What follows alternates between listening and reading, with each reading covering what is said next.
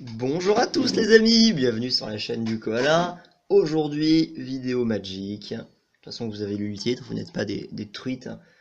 On va parler du deck chat. Ça fait très longtemps que je voulais vous le montrer. Ça fait au moins 15 jours que j'ai fini de le monter. Mais je pouvais pas encore vous en parler parce que j'étais pas là. Aujourd'hui, je suis revenu de vacances, alors je vous en parle.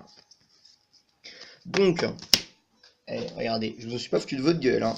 Hier soir, j'ai gratté, j'ai plein de choses à vous raconter sur ce deck chat. Donc, c'est un deck, bon avant tout c'est un deck fun, hein. C'est pas un deck ultra compétitif, même si on pourrait parier sur le futur tribal chat, notamment avec l'arrivée du commandeur chat.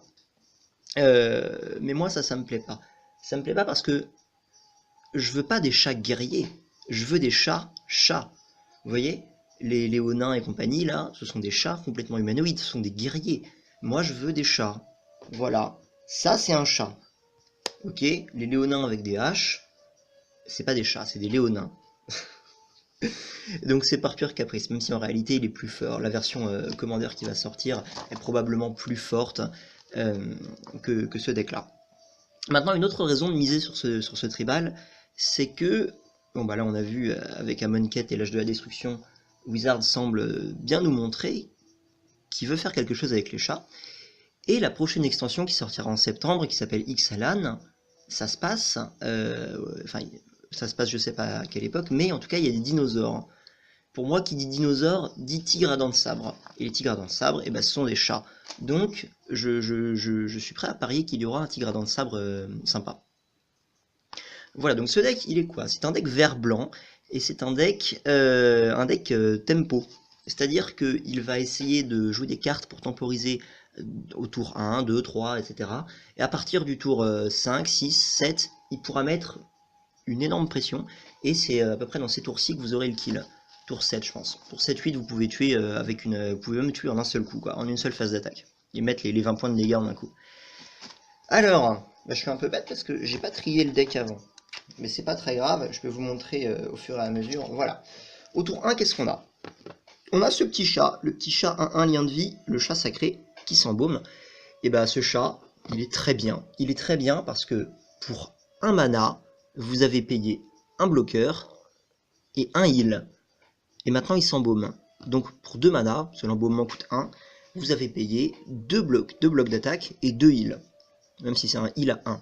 Qui peut éventuellement plus tard être un heal à au moins 2, parce qu'il y a des mécaniques, des synergies chats qui se boostent entre eux.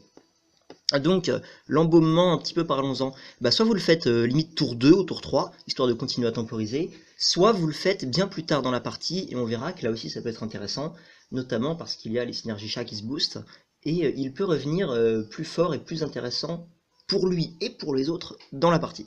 Donc, bah écoutez, c'est un super tour 1, c'est une très bonne carte. Il y a d'autres cartes tour 1. Hop, il y en a deux. J'ai mis la résolution de Jeru, parce que je trouve que c'est vraiment très fort, quoi. Pour un mana, vous dégagez une créature, donc vous faites une petite blague, évidemment c'est un éphémère, et vous bloquez une attaque sans perdre votre bête, parce que toutes les blessures qui lui sont infligées ce tour-ci sont prévenues. Ensuite, il y a un autre avantage, bah, c'est que ça se recycle. Le deck a pas beaucoup de pioches, donc il y a pas mal de cartes qui se recyclent, c'est sympa.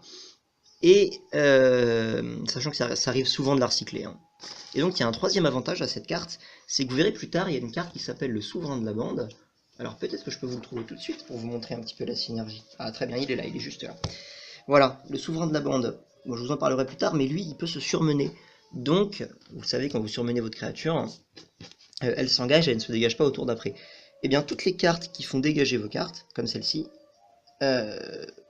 viennent booster cette synergie. Donc, résolution de Jeru, très bonne carte. Ensuite, la dernière carte tour 1, c'est celle-ci. Appel et autorité. Alors, même si en réalité, vous ne la jouerez jamais tour 1, vous la jouerez pour tuer, en fait. Celle-ci, c'est une de nos win conditions. Cette carte, eh bien, pour un mana, vous donnez plus X, c'est le piétinement à une créature. X, c'est le nombre de créatures que vous contrôlez. Avec ce deck, on arrive très rapidement à avoir beaucoup de créatures. On le voit parce qu'il y a, par exemple, celle-ci qui peut créer des tokens. Il y a le Caracal que je vous ai montré rapidement tout à l'heure qui arrive avec des tokens. Il y a celle-ci qui s'embaume. Donc vous avez vite un gros board et cette carte devient vite très très forte. Ensuite, le deuxième effet, c'est ça ne coûte que 2.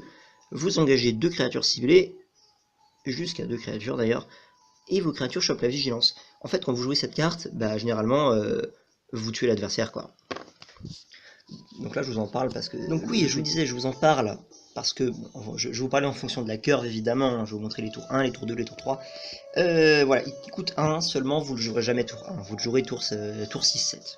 Ou un tour où vous le jouerez, là, que vous aurez un bon créneau pour faire une méga phase d'attaque. Maintenant, pour les tours 1, ça suffit. Donc on va passer au tour 2. Au tour 2, on a 2 bêtes. On a ce petit chat-là, le rôdeur sauvage, qui est une commune. Hein. Alors, le deck est complètement low cost. Hein. Je vous en parlerai un petit peu quand on va voir les cartes qui sont rares. Je vous parlerai du prix. Mais le deck est extrêmement low cost. Il ne coûte rien. Donc voilà, il y a une commune. Ce sont des chats, hein, c'est pas optimisé. Hein. C'est juste pour le RP. Une 1-3 pour 2, donc ce sont des bonnes stats défensives. Et vous, c'est ce que vous voulez. Tour 2, bah, vous voulez tenir, justement. Maintenant, qu'est-ce qu'il fait sinon? Et bah il pioche, donc une deuxième bonne raison, votre adversaire ne voudra pas le tuer. Donc il bloque de par ses 3 points de défense tour 2, ses 3 points d'endurance, et en plus de par son effet. Donc c'est sympa. En réalité, il ne mourra presque jamais dans les parties, parce qu'il a trop de vie. Maintenant, on verra que dans le deck, il y a une chasse au plus faible, donc parfois, vous aurez peut-être un créneau avec la chasse au plus faible pour le tuer et pour aller piocher. Maintenant, en fait, il est là pour complètement bloquer, pour bloquer les phases d'attaque adverses. Et le deuxième tour 2 qu'on a, c'est le Adorned Pouncer, c'est le bondisseur paré en français. Alors je sais qu'il existe une carte full art de cette carte-là. Donc c'est un chat, 1 pour 2, il est double initiative, et il s'éternalise pour 5, c'est-à-dire que vous pouvez le faire revenir sous la forme d'un token 4-4, comme ça. Alors autant vous dire que ça, c'est pas très fort, hein. D'ailleurs c'est une des quelques cartes rares du deck, mais elle vaut 10 centimes. Là je viens de regarder sur Magic Card Market, on est le 16 août, elle vaut 10 centimes. Bon, elle va probablement pas monter beaucoup. Hein. Voilà. Donc quand elle arrive tour 2, bah, elle se fera probablement tuer en fait. Elle se fera très souvent tuer. Et bon, bah si elle se fait pas tuer, et bah, vous mettez sa double initiative, quoi. Vous mettez ses 2 points de dégâts. Et peut-être plus quand elle se fera booster. Donc, voilà. Et si jamais il se fait tuer, sachant que vous pouvez peut-être le tuer vous aussi avec... comment ça s'appelle? Avec la chasse au plus faible, eh bien, vous le faites revenir sur le comme ça, 4-4 double initiative, il colle 8 points, sachant que plus tard dans la partie, eh bien, en plus d'avoir la double initiative, on lui filera peut-être le piétinement, hein, on a vu que Appel, ça file le piétinement, donc il mettra 8 points en piétinement, il y a d'autres cartes qui boostent, et donc lui s'éternalise pour 5, ce qui fait que si vous le faites tour 5, eh bien tour 6, 7, vous aurez votre attaquant double init 4-4 qui sera prêt à attaquer. Donc c'est dans l'optique du deck, ça va vite et c'est bien. On a quelques spells tour 2 aussi, qui sont des spells pour tenir. En fait on en a même un seul, il me semblait qu'on avait 2. Mais il est où mon autre? Où est mon autre spell? Alors, j'ai mis le repos forcé, moi. Bah voilà, pour 2, vous mettez ça sur une créature adverse. Il peut ni attaquer ni bloquer. Pour 2, vous avez géré une créature. Enfin, vous avez géré un attaquant, en tout cas. C'est sympa. Et pour 2, on a une autre carte que j'ai mise. C'est la brume de pollen. Voilà. Pour 2, vous prévenez toutes les blessures de combat infligées ce tour-ci. Elle est sympa parce qu'elle se recycle. Et en réalité, bah, c'est une carte très sympa. Hein, les effets fog, là, les effets brouillard. On a une troisième carte pour ce tour-ci, c'est le Serment d'Algénie, une rare qui coûte pas très cher non plus. Alors moi je l'ai mise parce que j'en avais une, et c'est un vert, un blanc, c'est les couleurs, en plus c'est un chat. Maintenant c'est pas juste un guerrier, hein, c'est le roi des chats, c'est le Planewalker chat, donc ça compte. En plus, elle est très souvent rentable parce que, bon, c'est son deuxième effet qui fait que vos Planeswalkers coûtent 1 de moins, on s'en servira jamais, je joue pas de Planewalker. Par contre, son premier effet, pour 2, vous mettez un marqueur +1/+1 sur chaque créature que vous contrôlez. Si vous le faites même sur 2 créatures, c'est déjà bien. Maintenant, la plupart du temps, vous aurez sa procra sur 4, 5, 6 créatures. Hein, si vous le faites assez tard dans la partie, enfin si vous le faites tour 6, 7. Donc ce sera très très fort et très rentable. Hop là, je le mets là. Donc ouais, j'ai mis une petite musique type Égypte, avec les chats, tout ça. Moi je fais ça pour le RP, vous savez. Donc les tours 3. Les tours 3, on n'a qu'un seul tour 3, c'est le souverain de la bande. bah, qu'est-ce qu'on en pense de cette carte? C'est que c'est une des cartes maîtresses du deck. Alors c'est une rare. J'ai regardé son prix, pareil, elle ne coûte rien. Elle coûte 40 centimes, les gars. C'est rien, 40 centimes. Alors, bon, il est 2-2, il gagne +1/+1 pour chaque autre chat. Bon, généralement, il n'arrivera pas 2-2, il arrivera déjà 3-3. Soit parce que vous avez déjà un petit chat sacré en jeu, ou un comme ça. Oui, ce souverain de la bande, qui est juste là. Il arrivera jamais 2-2, il arrivera toujours déjà boosté. Parce que 2-2, ça c'est un des spoilers du deck. Hein.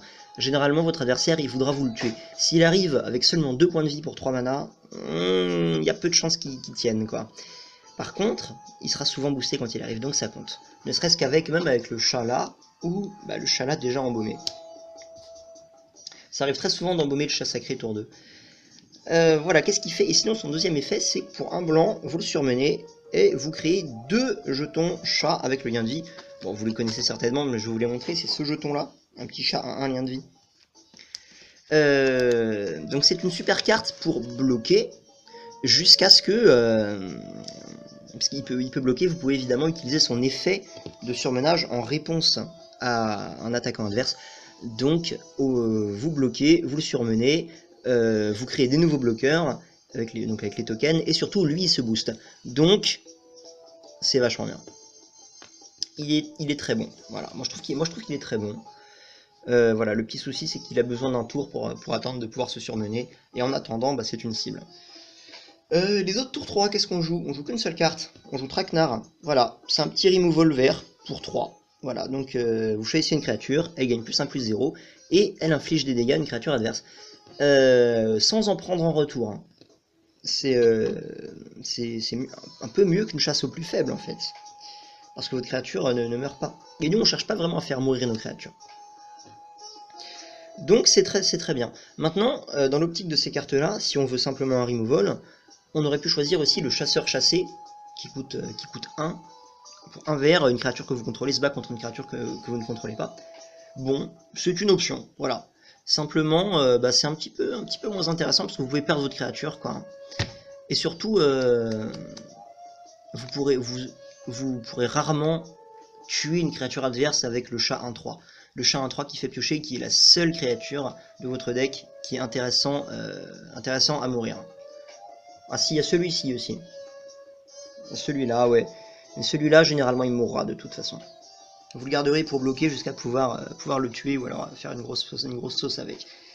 Le tour 4, qu'est-ce qu'on a? Au tour 4, moi j'ai mis un vizir de la ménagerie, puisque j'en ai un, mais c'est une carte qui coûte 2,50 € sur Magic Card Market. Bon, vous le connaissez certainement, vous pouvez regarder la carte du dessus de votre bibliothèque. Si c'est une créature, vous pouvez la lancer, et vous pouvez utiliser du mana, dépenser du mana n'importe comment. Ce qui est assez intéressant parce que on verra qu'il y a un tour 5 là, vous voyez, qui prend 2 blancs. Donc parfois vous n'avez pas les 2 blancs, alors vous pouvez tricher et vous pouvez utiliser 5 verts et ça fera des blancs. Voilà. Bon, cette carte elle est vraiment très forte. Voilà, elle fait vraiment le taf. Surtout qu'elle arrive tour 4, donc à partir du tour 4, tour 5, vous pouvez utiliser son effet. Et nous, on n'a aucune carte au-dessus du tour 5. Donc vous pouvez l'optimiser, quoi. C'est pas comme si vous alliez la jouer tour 4, tour 5, regardez la carte du dessus de votre deck, et merde, c'est une bête qui coûte 6. Non, il n'y a pas de bête qui coûte 6. La curve s'arrête tour 5. Donc, voilà. Maintenant, il y a peut-être un petit peu, elle n'est pas nécessaire, hein, il y a peut-être un petit peu beaucoup de spells non créatures pour qu'elle soit vraiment rentable.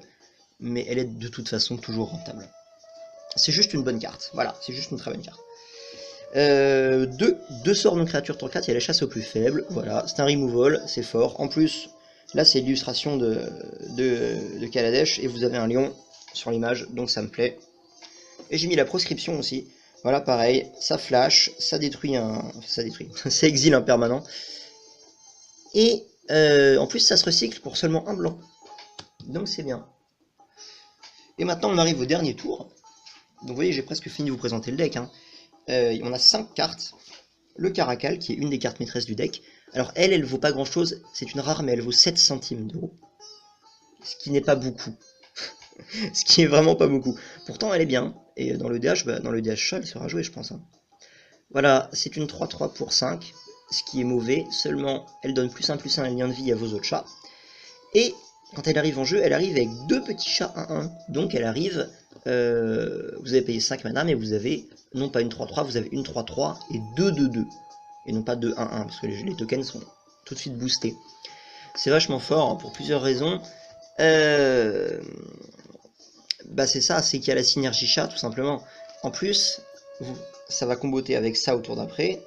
Et ça va comboter aussi avec Triompher. On joue Triompher, qui file plus 2 et le piétinement à TBL jusqu'à la fin du tour. Ça coûte 5, ça a l'air vachement cher. Donc oui, je disais, le Triompher, ouais, ça coûte vachement cher. On pourrait même attendre de la carte qu'elle mette +3 à vos bêtes.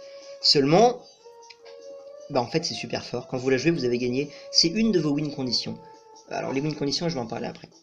On va revenir sur cette carte juste après. Donc oui, ça combote avec ça. Enfin, ça synergise plutôt bien. Maintenant, le Caracal Royal, un truc à faire très attention. Vous n'attaquez jamais avec, en fait. Parce qu'il est beaucoup trop important. Il est là pour son effet et pour rien d'autre. Il est là, mais vous n'attaquez pas avec. De toute façon, il est que 3-3 en fait dans l'absolu, donc on s'en fiche quoi. Vous attaquez avec sur une phase d'attaque finale seulement si vous avez en fait la résolution de Jeru en main, qui vous permettra de prévenir les blessures dessus. Faut vraiment pas qu'il meure. Et moi j'ai mis le petit tigre riverain en x1 parce que je voulais un chat. Et voilà, c'est un gros chat tour 5. Bon, faut pas oublier quand même que au tour 6, vous avez une 6-6, parce que vous la boostez quand elle attaque. L'énergie, elle sert à rien d'autre. Hein. Il n'y a pas de synergie, de mécanique énergie dans ce deck-là. Voilà, elle servira à taper une ou deux fois. Au tour 6, vous avez une 6-6 qui piétine. Bon, c'est dans l'esprit du deck, donc c'est pas complètement inintéressant. Maintenant, s'il y avait une carte à changer, ce serait probablement celle-ci. Et Triompher qui vous assure de gagner. Donc les win conditions dans ce deck, c'est quoi?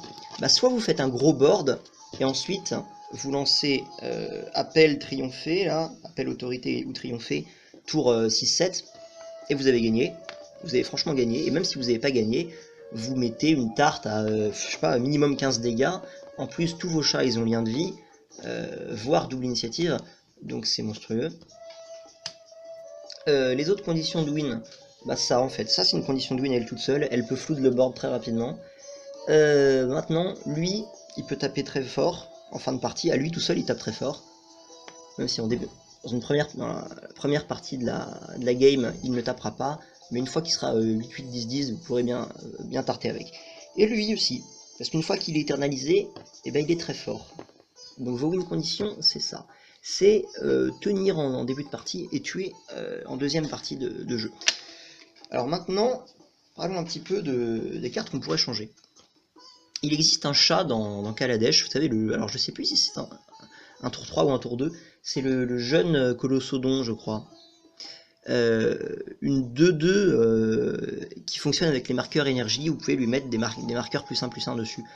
C'est une bonne carte. Voilà, moi je l'ai pas, mais vous pouvez la jouer, c'est une bonne carte. Maintenant il y a ce petit chat là aussi, le 3-1 pour 2, qui permet de dégager une créature ou un terrain lorsqu'il met ses blessures. Moi j'ai préféré mettre le 1-3. Pourquoi? Parce que lui, c'est clairement une carte aggro. Maintenant, il synergise avec le souverain de la bande pour le détap, alors que vous l'avez surmené. Maintenant, pour le détap, on a résolution de Jeru, quoi. On a résolution de Jeru, qui est beaucoup mieux. Pour un, vous avez l'effet, en plus vous le protégez, alors que là, il y a trop de conditions qui doivent être réunies. Déjà, vous payez 2, un truc à 1 point de vie, il faut que ça survive, et ensuite, il faut qu'il attaque, et il faut qu'il mette ses points pour proquer l'effet. Donc, c'est vraiment pas assez bien. Maintenant, on peut imaginer peut-être une version du deck plus agressive, où on joue cette carte-là. Qu'est-ce qu'on joue sinon? Bah, à la place des petits tours 2, là, repos forcé et brume de pollen, on pourrait imaginer un acte héroïque qui marche bien. Vous dégagez une créature, +2/+2, elle peut bloquer une créature supplémentaire, ça marche très bien avec le souverain de la bande, ou ça marche très bien avec vos liens de vie, ça temporise bien.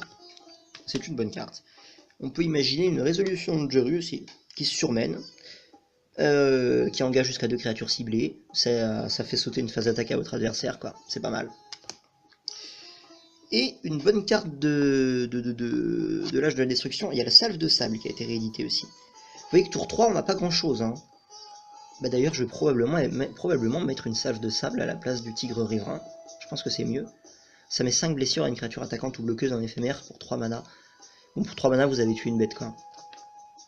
Bon, je vais voir ce que je vais faire, mais c'est une bonne carte. Ouais, il faudrait probablement que je fasse ce changement. Maintenant, il y a une carte que j'aime bien, moi. C'est le Myriarque Majestueux, une chimère mythique de Amonkhet, de l'âge de la destruction, pardon, qui coûte pas très cher, qui est étoile, et dont la force est égale au double du nombre de créatures que vous contrôlez. Donc elle sera pratiquement toujours très forte, genre 10-10, même 20-20 peut-être. Et en fait, elle copie les effets de vos bêtes, c'est-à-dire tout ce qui est double initiative, lien de vie, tout ça, piétinement, etc. Maintenant, dans ce deck, on n'a pas de vol, donc c'est pas très intéressant. C'est juste pour cette raison que moi je la joue pas. Maintenant, on peut imaginer la jouer, ça reste sympa. Une dernière chose, le souverain Félidar, mais il sort du standard. Mais vous pouvez comme jouer ce souverain Félidar qui était vigilance, lien de vie 4-6 pour 6, qui date de l'ancienne Zendikar, et qui était réédité sur le Zendikar de l'année dernière. Ou d'il y a 2 ans, pardon. Zendikar d'il y a 2 ans. Il est vigilance, lien de vie, au début de ton entretien, ce qui a au moins 40 points de vie, tu gagnes la partie. Le deck est pas assez contrôle pour que son effet gagne en fait. Ça reste une très bonne carte, seulement, il sort. Voilà, seulement il sort, donc c'est vite réglé. Le deck est jouable sans, d'autant plus que vous pourrez jouer ce souverain dans... D'ailleurs c'est un chat et une bête. Pourquoi c'est pas juste un chat? Je ne sais pas. Vous pourrez le jouer dans votre DH, chat. Donc voilà, ce deck chat, gardez à l'esprit que c'est un deck fun, qui pourrait devenir fort. Moi je me limite en termes de coûts un petit peu, et surtout de RP. Je veux pas de chat guerrier, je veux que des chats. Donc à partir de là, le mien ne peut plus trop évoluer.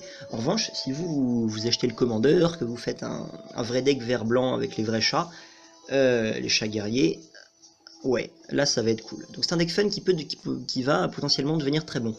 Maintenant, c'est aussi un deck qui ne coûte rien. Il coûte vraiment rien, c'est que des communes des Unco et des quelques rares, il y a 4 rares et une mythique. Bon, le House of Ajani, là, il est très sympa. Je pense que je le changerai pas. Maintenant, la seule mythique qui coûte un peu cher, qui coûte 2,50€, c'est celle-ci, et encore elle a bien baissé. Vous pouvez mettre autre chose à la place. Hein, même, vous pouvez tout à fait mettre une salve de sable, hein, par exemple. Voilà, donc ce petit deck il est sympa. Plus tard j'investirai dans une autre caméra, donc je vous montrerai des parties. Et là en plus je suis tout seul, donc je ne vais pas jouer contre moi-même, c'est ridicule.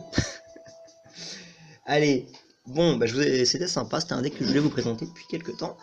J'espère que ça vous a plu, n'hésitez pas à me dire ce que vous en pensez. Et je vous dis à la prochaine, bye bye.